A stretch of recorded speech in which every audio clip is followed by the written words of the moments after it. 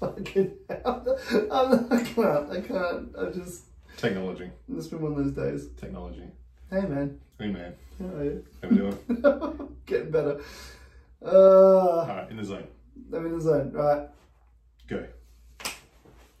Welcome back to another episode of the Murph and Mitise show. You ready? Let's go. We can actually see each other. Like, we actually see ourselves on this one now. So we can make sure we're in a good position. Make sure we're in a good position with a little laid back happening. After the last episode, It was too comfortable. too chill. It's too chill. I mean, we're chill people anyway. We are chill people anyway. But it was a bit too chill. It was a bit too chill, so we thought we'd better go with it now. What's the plug in the back of your phone? What's that doing? That's charging. Is it charging? Well, it's still recording audio while it's got the thing in. I assume so. Do you want to test it? Alright, we're back. Like the actual back? Yeah, it's running. It's running? Yeah. Okay, I'll post that after. Is it gonna ring again? Where's the camera? I feel like I'm looking. Is that there? Yes. Yes. Okay, I'll look there. Yes. Take 3.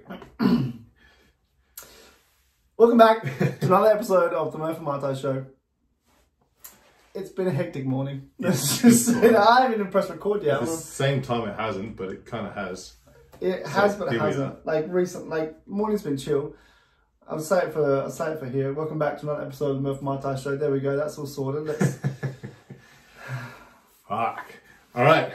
So you said, what have I been up to? What do you? Well, we spoke 2 weeks ago. We spoke 2 weeks ago. We did. And we're talking about getting back into the gym, how we think business has changed for us in particular anyway, since now it's post-COVID. Mm-hmm. Well, we're in the tail end. we're in the midst of post-COVID. Yeah. Yeah. So a bit about all that stuff, what we're doing with Zoom, how we're keeping it going, what we're doing in the business. You mentioned a bit about you're changing membership systems and that sort of stuff. You might want to elaborate on that today a little bit if you like. Yeah, Whatever. okay. Whatever. Maybe a little bit about what's going on here. What's up? See what's happening This there. is the first release publicly. First release. Yeah, I mean, what else has been happening for you over the last 2 weeks? Too much, man. Too much? Now, there is a certain part of your business a bit of a... Diversion. Yeah? Allied health, like the segue. Yeah, so good. So we released Mitise Physio. We have finally announced that. Cool. I reckon that was a couple of days after we last chatted. I can imagine, yeah. Yeah. So Mitise Physio is now a thing. So if you want to go check that out, Mitise Physio on Instagram or .com.au if you're checking out the website. So basically we've added that into our repertoire of what we offer. It's been around for a little, or it's not been around, it's been in the works for a while, right? We've been rolling and testing for about 13, 14 months. So built an office for the studio for Mitise Physio January last year, January 2019. And then there's a few things come up. So my business partner Lauren was away for a bit, and then we got back, and then there was like personal things that came up for both of us. And then COVID came out, and so we're kind of like, well, let's see what we can do. So we'll just like officially launch it pre-in where we are now. So we thought we'd launch that, which has been going well. I spent a lot of time doing that, like the prep for that through the prep for the launch, basically through the COVID shutdown time, the gym shutdown time. So that was taking a lot. I learned how to design and build websites and fucking do it yourself, did you? Yeah, the website yourself. So Lauren had obviously input. She created the booking system. She linked everything up with that, which is awesome. And then we basically collaborated and worked out how to put everything together. So I don't enjoy doing it, but it was fun.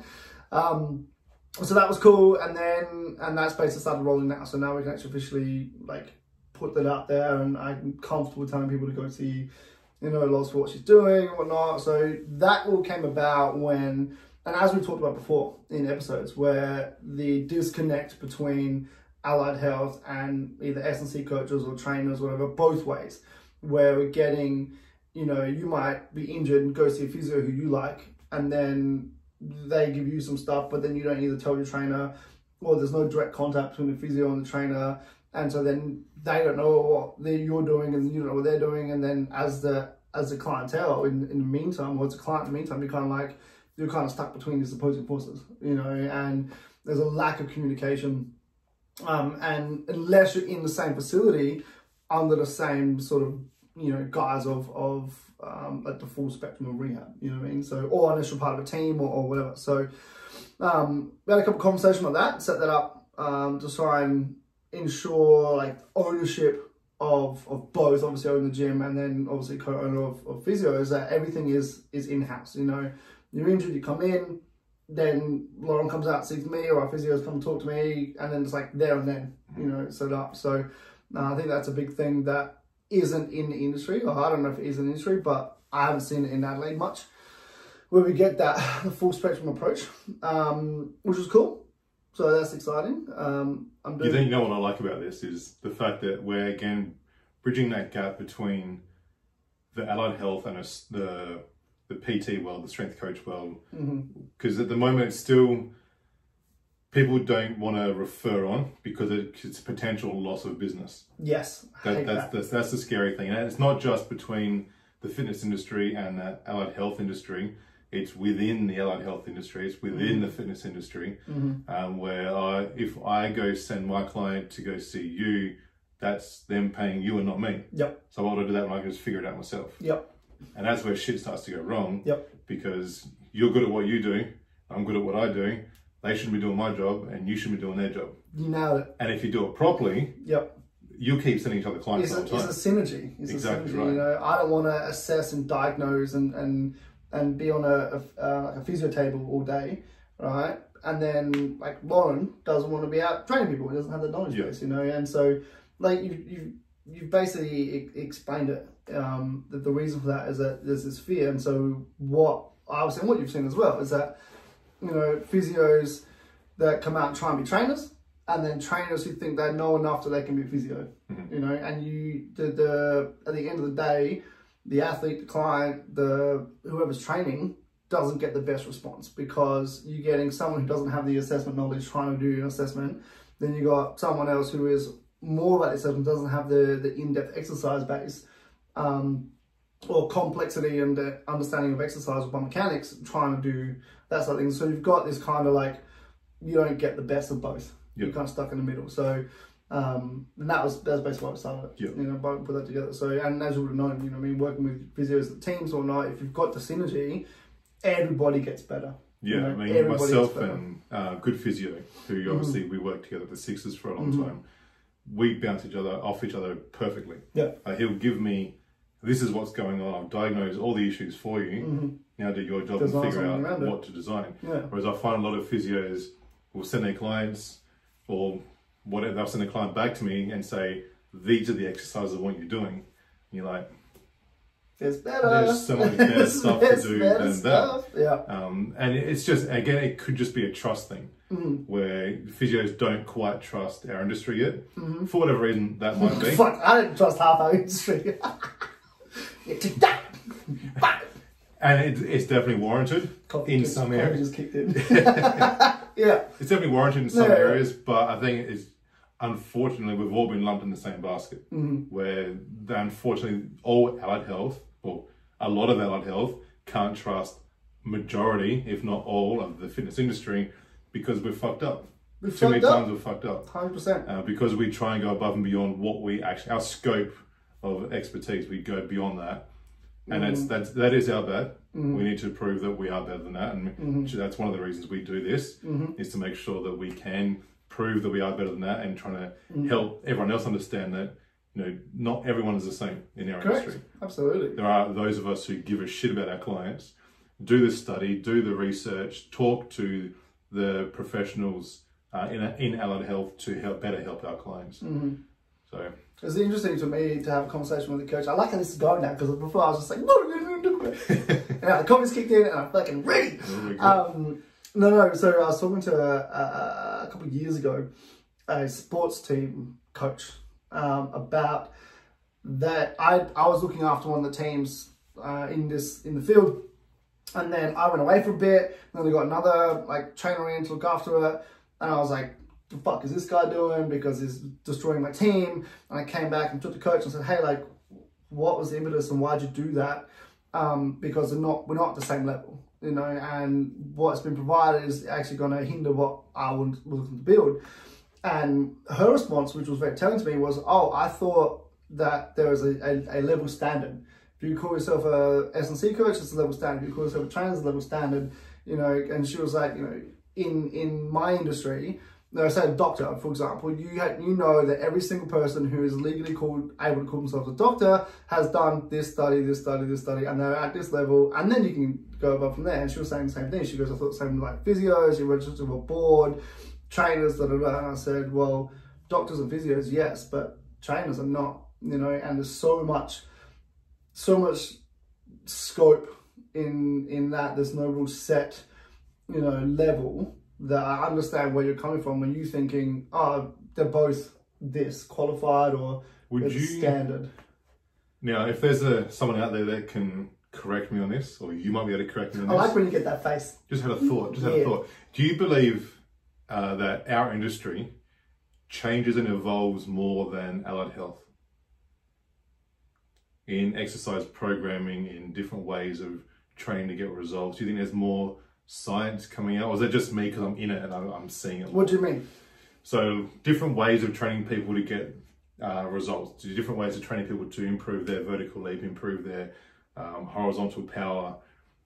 Do you think there's more evolution because we're newer in our industry, or is it just I'm in it and I see it more than a doctor or a physio?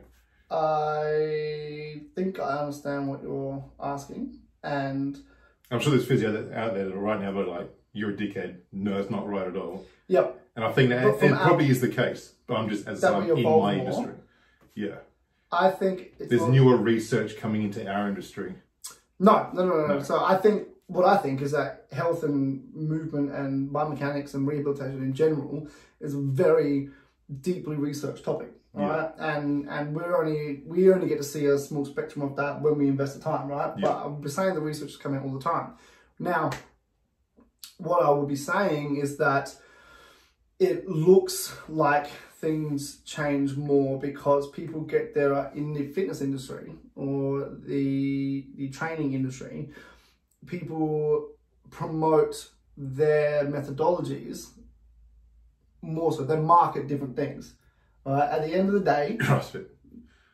I didn't say shit. Right? But you gotta keep the cough there. But that's what I feel is that the methodologies, the fundamentals are the same.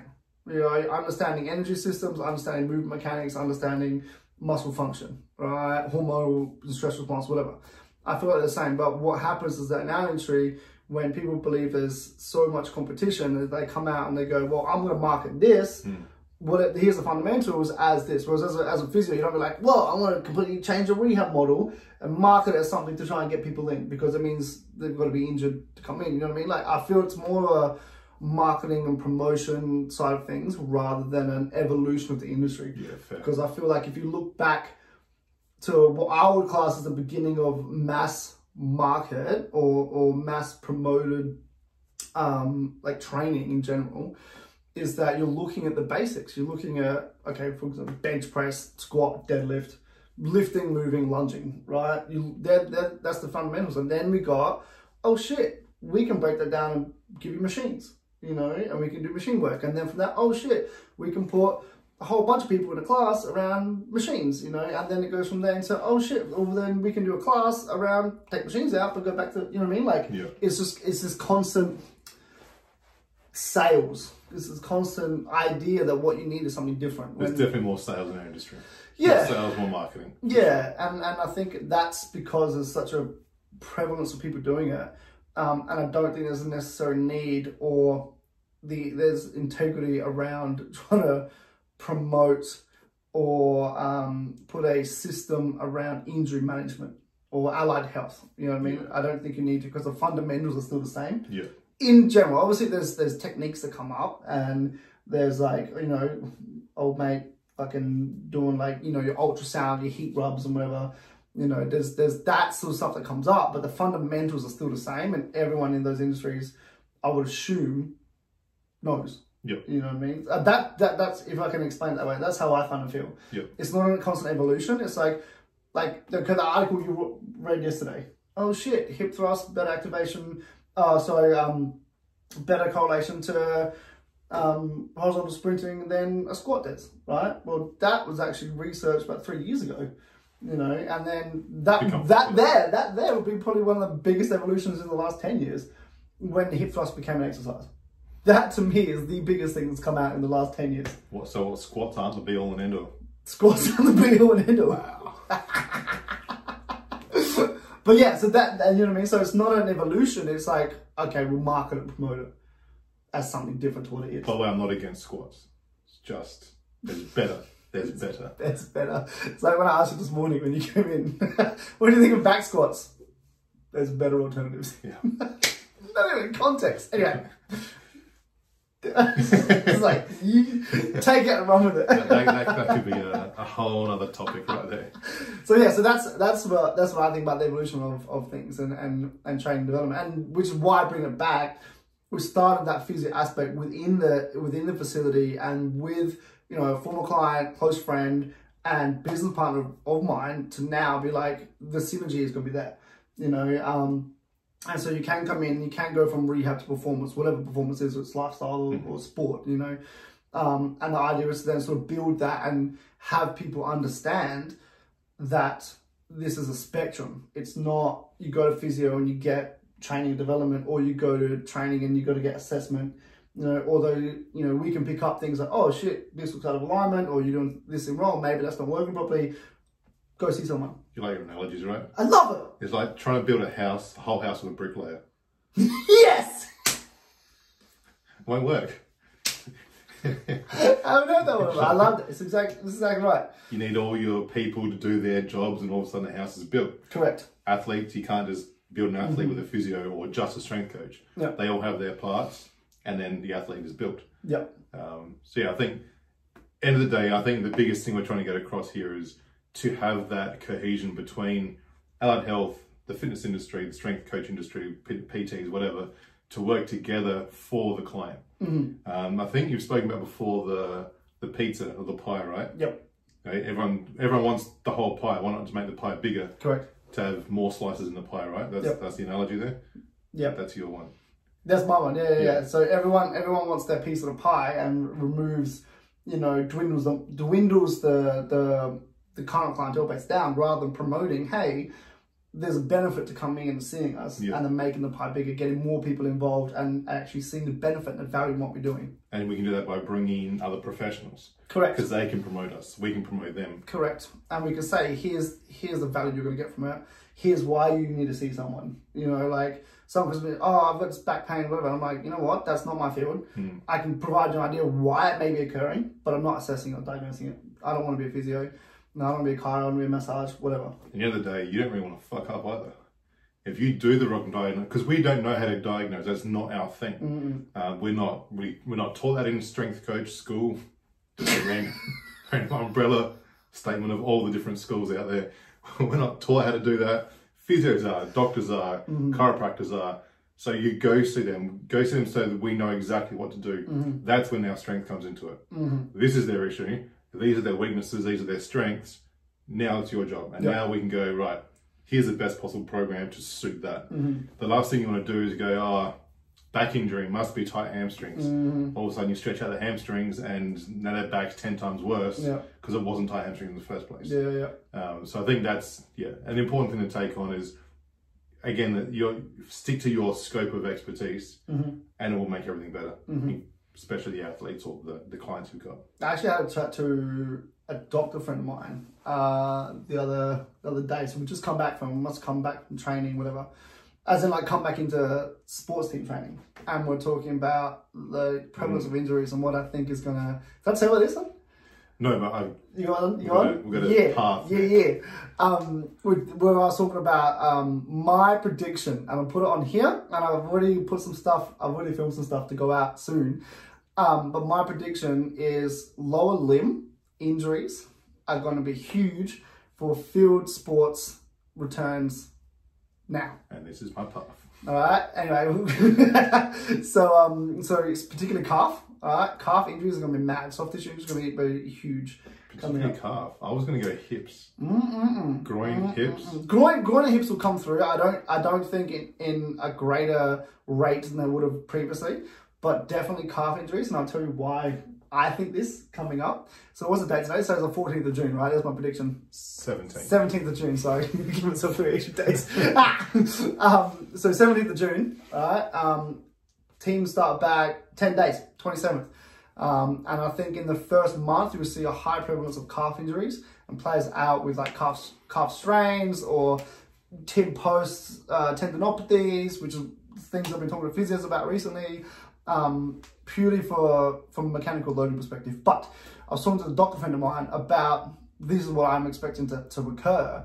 And there's not really a way we can like manage it now or prepare for it. As in, like, we can't be like, okay, you do this stuff now for the next 10 days and you'll be good. You know, if you weren't doing anything in the 2-month period, you haven't got it right. Why calf? Why calves?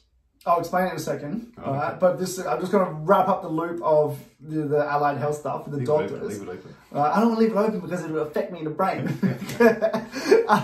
So with that, I was talking to her about, okay, you know, here's what's going to happen, whatever. And she goes, oh, if they've been running in their off time though, in the 2 months, shouldn't they have the fitness required and they'll be fine with any injuries? And I said, no, because you're not understanding the actual biomechanics of what occurs. And this is where our expertise as strength coaches or as trainers comes in to be like, we can actually look at that side of things. Whereas a doctor's like, oh, you know, you should be fit and go for a run. All right. But now that's wrapped up. We can go into the why calf. Feel better and you feel better? See, I love open loops. I know you do. Just can't do it. So why calf? Because in order to maintain robustness in the calf complex itself, so soleus and the gastroc, is that you need to have consistent load. Okay, fast twitch muscle fibers. All right, what we want to be happening, what we want to have is a consistent amount of forefoot loading to provide the plantar flex to get the calf loaded. Right. In the 2 months we've had off, I'm predicting most players would not have done enough plyometrics or jumping or sprint work in enough loading to be able to maintain the robustness in the calves, to be able to then come back and play at the level they were at. So what they would have been doing, my estimate, maybe 90 to 95% of people would have been doing longer runs.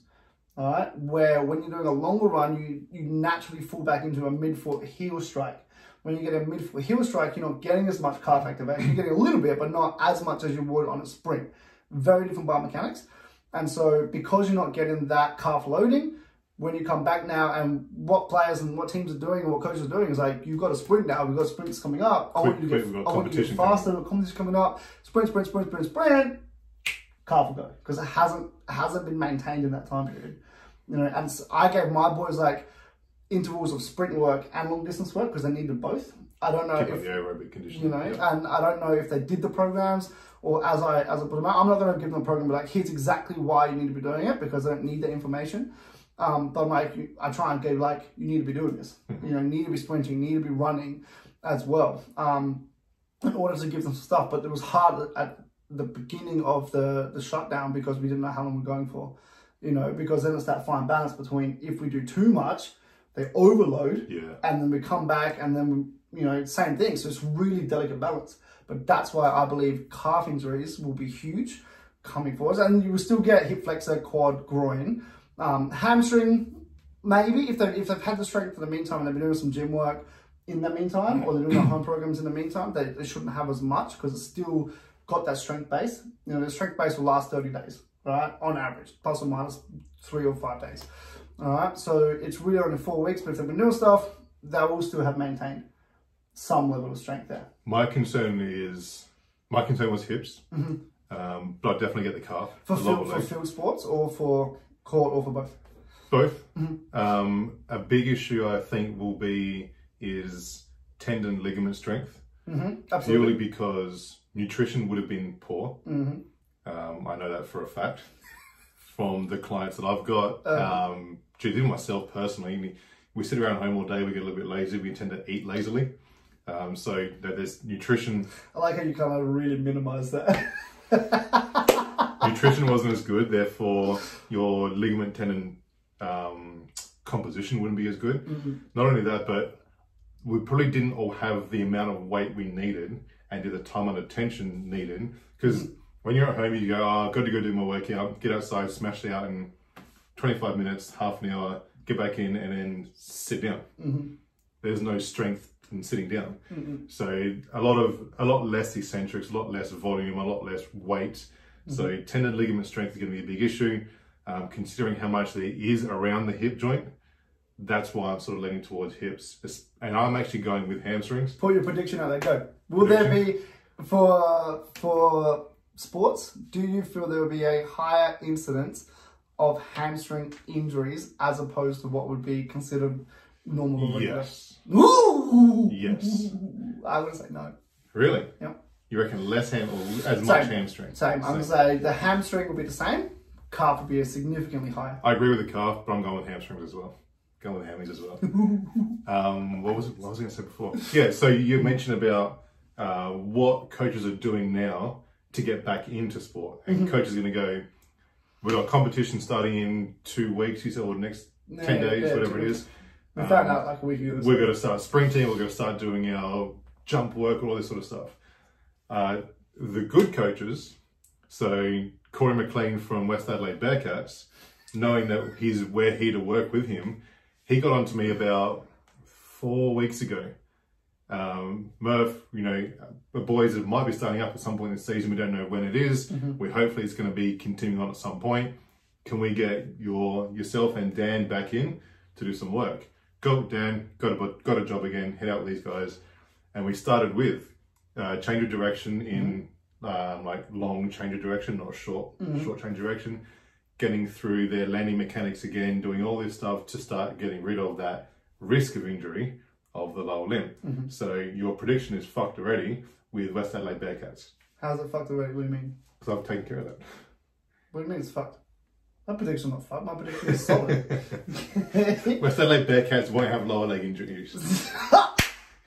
I hope so. I hope they do not have injuries. I hope they do. I hope they don't. But you know what my prediction will be like? If they have minimal, there'll be another team will have like a lot higher, and then on average, and then my prediction is still solid.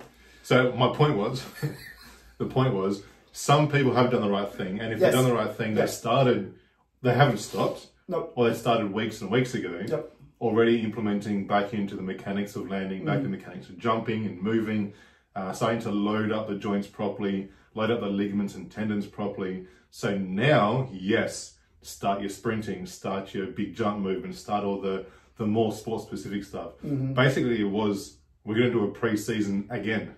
We're doing a second pre-season now. It may have been a bit shorter than what we originally started with, but at least they've done something now in a preparation phase for the competition. And that's what all my athletes were doing when they kept training with me was, right, what we're going to do is instead of going into now season mode, we're just going to elongate the pre-season. We're going to go back a little bit so we're not overloading. Back a little bit, start all that stuff again, maybe just shorten the amount of time we're going to do it for. But just so by the time you're ready to get back on the court, you're good. Your joints are ready, your muscles are ready, we're good to go. And it's super, I found it super challenging to account for the shorter pre-season. You know what I mean? So, well, for us, what we had... See, ours was a longer pre-season. Yours was a longer one. Yeah, because you were into it, yeah. So we had pre-season, proper pre-season, 2 months off, 3 weeks notice. Back into full season coming up. So effectively we're doing a full season. So we've had 4 games from the girls and the boys, I believe. And we're finishing off the rest of the games that were coming up. So effectively we had 2 months off. 4 week, I would say a 4 week pre-season, right? And then full season again, and that's scary. You know what I mean? Like if someone came to me and like, hey, I'll give you 4 weeks to prepare my bodies for a full season ahead. I'm like, no, that's not a job I'm taking on. No, that's I would not put my name to that. That's but risky. We've had to do our best, and that's the thing. Because they're going to play anyway, right? Whether you help them or not, they're going to be out in the field, court, whatever. Correct. So you might as well at least do as much as you can do to minimise that risk. Yep. Which I'm sure you did a really good job, Josh. I've been racking my brains, man. And that's the thing. It's been good for us to like, what else can we be doing now? Because we can't do a typical preseason. We can't do a typical prep phase. What else can we do? How can we make this as least risk as possible for these guys and girls to get back on their fields to not get injuries? I don't know. I'm pretty confident that we've done a good job. No, I don't know exactly what you've done, but I've got a fair idea. Been like 2K repeaters. There's jetty runs. There's just jetty runs, beach runs. That's it. Just long, fucking calves. So yeah, and what's also been really interesting is like chatting to Loz as well, because now she's in the studio more. From the physio side of things, talking to her about these things just from my own information. You know, like if we're in, we'll talk about things, right? Now I'm like, cool, what do you think of this from a physio perspective? And I can provide that as well.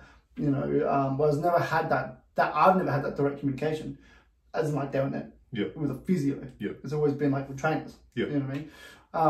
So it's interesting to get that as well and see how things are going to go. But when I was talking to my doctor friend, she was like, oh, you know, so how do you expect things to go? And I said, you know, with the higher instance rate, I said, there's nothing we can do about that.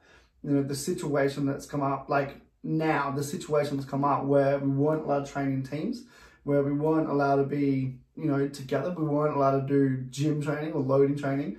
There was literally nothing we could do that time. We could provide programs, right? But we can't say every single person's going to do that program. No one would be doing that shit. You expect that if you put something out, a program, you might get one person out of 15 to 20 that would do it. Right? You know what I mean? That kind of thing.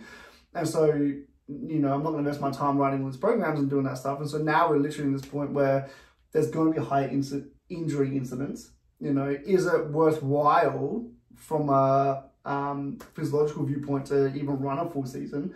I would be saying no. For my preference would be, you know what? Let's leave the rest of the year. We'll train as normal, get to a base, and then go back into normal preseason starting in October. You know, so our normal field preseasons are October, November, December, January, maybe. You know, or it might be November, December, Jan. But knowing athletes, like we know athletes. Yeah. But if I was like, and obviously leagues want to get money in, and teams want to get money in, and it's about that. Like you can't just be like, we're just going to put it on hold. You know, I think I said that this morning at the gym. I was like, I wish we could just be like, you know what, the next 6 months, frozen. Just train. Do your thing, and then move forward from there. You know, but obviously I want the games to go ahead, athletes want games to go ahead, coach want games to go ahead, teams, etc., and leagues and whatever. So we can't do that. We just have to, I'm kind of going, we have to accept there's going to be a lot more injuries. We have to accept that it's not on us, you know, 100%. It's obviously shit training is going to be on you, but you see those spikes occur in those teams or those athletes that do that coaching. But I think that I take personal affront to any injury. Oh yeah, like personally, absolutely personal. You know, and what did I do? What didn't I do? 100%. What didn't I do? What did I do? What could I have done better? Could I have educated someone more? Could I have put some more shit out? You know, and I've kind of come into like, okay, well, the way things were, if we look back, we didn't know how long this thing was going to go for. We didn't know if the league was coming back. So there's always kind of things that have come up. If it was just a regular season where I've been like, here's 2 months with no programs, like, yeah, well, you fucked up, right? But I think that's really the case. Unfortunately, you're going to get broken athletes. We're going to get broken people. And we have to, you know, I'm already looking to develop for next year. Like, what can I do till the end of this year? Like, if we finish our league in October, I think we finish in October. Do you want to start preseason in November? Well, what is that going to look like? Yeah. You know what I mean? Like, how is that going to look for the next year, next season? You know, and all that kind of forward thinking. And well, the NBA at the moment, it should be almost done. And now they're looking at starting before the playoffs, playing all their playoffs, which might give them, a couple of weeks off, a month off, if they start at the normal scheduled time. Yeah. There's a lot of new things about to happen, and I'm very interested to see how it's going to unfold. Very much so. Yep. And I'll be keeping my eyes on, you know, most sports. Yeah. You know, most sports injury rates, because they're going to be high. You know, and if they're not high, why not? What do they do better? What do they count for? Also looking at performance itself. So Yeah. it's performance high. Yep. Or injuries are low because performance is like right down here. Correct. Yeah, yeah. So there's a lot of things to look at. Yeah. A lot of things to look at. Absolutely. I think that was enough. That was intense. It was good. We finally got through that. We got that The done. beginning was, you'll see. Oh, you would have already seen. You would have already seen. You would have seen. So you've seen what the beginning was like. So that's us today. Good job, man. We got through it. Just Till next time. till next time. See you, Ben. I've got a big fat drum, big fat drum. I've got a big fat drum, pounding so bad. I've got a big fat drum, big fat drum. I've got a big fat, big. Hey!